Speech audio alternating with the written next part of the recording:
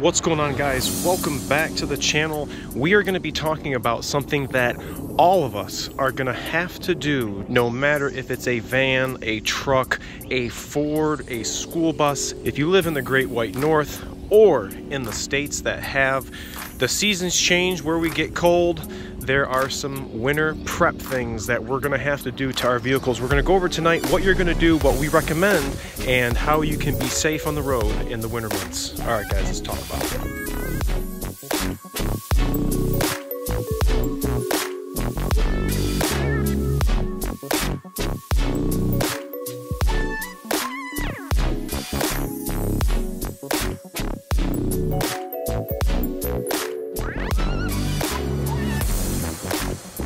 What is up? Welcome back. The 2020. She's getting cold. Everybody's getting cold because it is winter. We're going to talk about the stuff that we're going to do to our vehicles powered by propane. This video is powered by Bill Brown Ford, and we are here live, and some of the things that we are going to have to do to our vehicles for winter prep. You guys might want to get your pen and paper and write some of these things down, because these are going to be a necessity. And depending on what you need done for your vehicle, make sure to come by and check out our quick lane. You guys can visit us at billbrownford.net. Check out the service department, book your service appointment, get into the quick lane, or if you need to get over to our main service department, book your service appointment and get whatever repairs or inspections done you need on your vehicle to get those winter months ready. All right, when you first start going through your truck, through your vehicle, no matter if it's a Ford or another brand, that's what's up. You're going to want to get familiar with the underneath the hood stuff, and you guys can reference our videos talking about some of the under hood components that are on your 6.7. Be familiar with it, because when it comes time to do these kinds of checks, you want to zip through them, check everything out, and it's something you're going to do repetitively so that you can have a safe winter driving on the roads. So going right off the rip, every vehicle needs to be inspected, needs to be checked, needs to be prepared. But if it is a newer style vehicle, there are going to be some less things that you're going to have to inspect. You're still going to have to inspect them, but the severity of the stuff you have to check is not going to be as crucial as if you had 100 or 200,000 miles on your vehicle. There may be a little more patching that you might have to do to get your vehicle roadworthy. So we all know where our fluid level indicators are. We have our oil. We want to make sure we have a full crankcase. If you have a 6.7 that is a 2019 and below, you're going to have a trans dipstick tube right here. You're going to want to make sure your trans fluid is at the proper level and checking it when it is running. We have two cooling systems. We want to make sure our antifreeze is at its proper level. I have a video going through the maintenance recommendations that I recommend for changing the coolant, and there are some test strips that you guys can buy so that you can check the nitrates and so on. That is going to be the 50-50 mix. Antifreeze, that is what it's for. It's coolant, it's antifreeze, it's cooling your engine, but it's also allowing the fluid to not freeze, because you can't just put water, obviously, in your engine. Now, these Motorcraft batteries are sealed for life. We do not have to add water or any type of acid to it, but there are some guys who do that. There are some batteries that do require you to add water or add acid to properly maintain battery health. If you guys stay tuned to the channel, we are going to be having an upcoming video installing a secondary battery and the use of the battery blankets that come with it. That's an important thing too, is when you're having the cold temperatures, you do not want this battery to become a block of ice. That's one thing that I see common in the winter when it gets super cold out, that these will become a block of ice. Again, with the fluids, checking brake fluid. Obviously, if the brake fluid level was low, you'd have a brake fluid leak and you would be warned with an indicator on the dash. So this is going to be a visual, and we can see right there that it is at its max level. We are full of brake fluid. Belts, hoses, 6/7s. We all know that these are all the quick disconnects, but some of our radiator hoses have the worm clamp. So find and locate all your hoses. Make sure we don't have any cracks. For instance, here, like on these plastic things, sometimes I see some crusties getting spewed out from the hoses. Telltale sign of leaking coolant is going to be, well, a sweet smell and or crusties wherever the leak is. So these ones, we got clamps, everything looks good. Obviously this is because it is a new truck.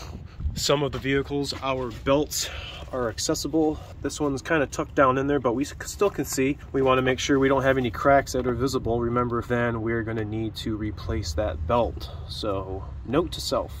Going around the vehicle, one of the other important things really to check, because not only do we need these in the rain, but sometimes when we get that ice buildup, we're going to need some reputable wipers. Make sure they stay cleaned and they're on the windshield. That is going to be accompanied with lights. Walk around the vehicle, make sure all your lights work. Fog lights, headlights, turn signals, parking lights, running lights, cab lights, license plate lights. Make sure you have license plate lights. You don't want to get pulled over. One of the other things that's real important is your tires. Tires. Again, this is a new truck.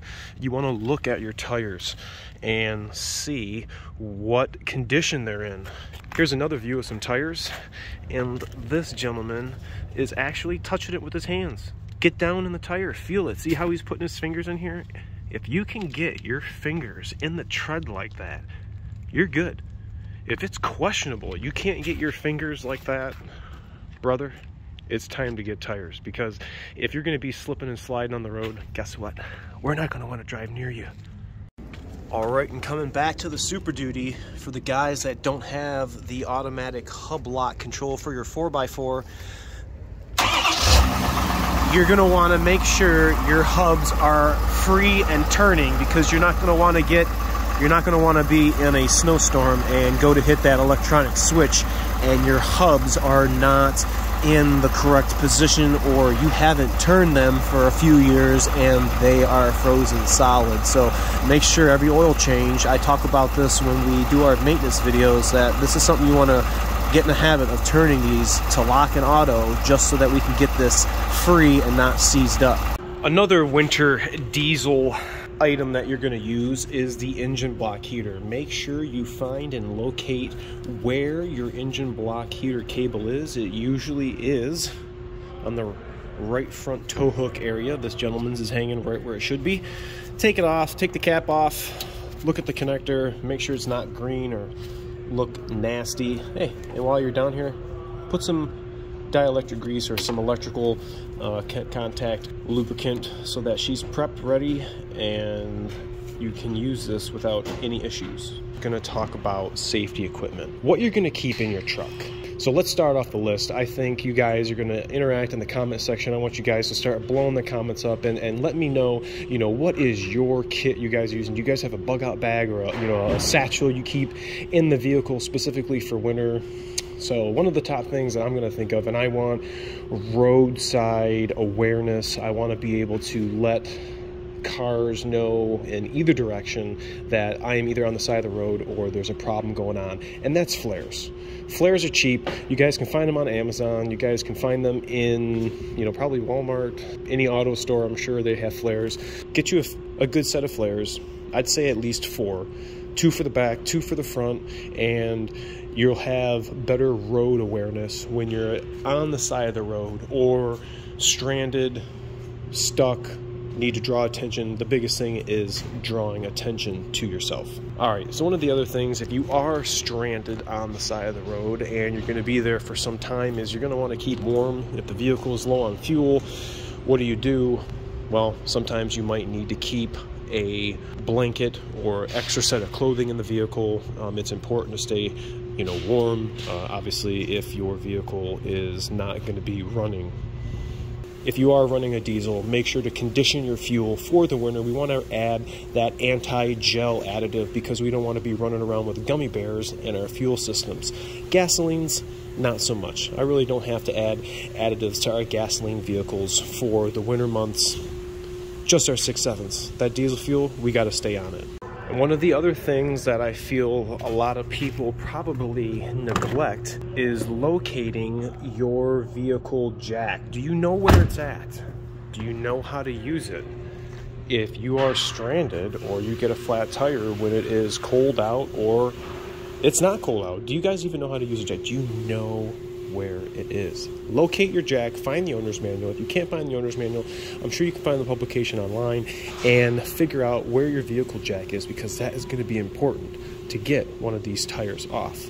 I mean, really, a lot of this stuff just starts off with doing safety checks. I mean, it doesn't take a long time for you guys to go around and check all your lights, check all your air pressures for the cold temperatures. Did you guys know for every 10 degrees under 70, you must add 1 pound of air on top of the cold recommendation? Now, your door placard is going to give you the cold air pressure recommendations. And judging by where you are or what temperature you are in your cold temperatures, to adjust accordingly, you're going to use that rule of thumb right there. These are some of the things that I wanted to go over with you guys for winter prep. Few things in the engine. We have our fluids, our belts, our hoses. Take a peek at your air filter. If you're gasoline, all those same things apply. Check your glass, check your windshields. Make sure we're not rolling around with any cracks, because you know you're not supposed to have any cracks in your windshield. Everything else is pretty much self-explanatory, guys. Just trying to get you guys to think safety when you're on the road in the winter. Make sure to drive a little slower for the road conditions. We know this is a fast-paced life. We're all trying to zip from point A to point B, myself included. We need to slow down. We need to be safe, and we don't want to be tailgating, especially in the winter. For every 10 miles an hour we are driving, we're supposed to be a car lengths behind that individual. If we're going 70 miles an hour on the freeway, people, how many car lengths are we supposed to be behind? That is 7. Ask me how I know. Trust me. All right, you guys, I appreciate you guys coming back through and checking out the channel. Let me know in the comment section below what you guys are doing for winter prep. What are you guys doing to your vehicle? What do you keep in your vehicle? And one thing I didn't talk about, because I don't use them over here in this region, do you guys have tire chains? I have never, ever had to experience the use of tire chains, but my boy up in Nova Scotia, Workplay TV, I'm probably sure he's had to use some. Let me know, guys. I appreciate you again for watching. Thanks so much, and remember to like, comment, sub, share, and I'll catch you guys all next time. See you.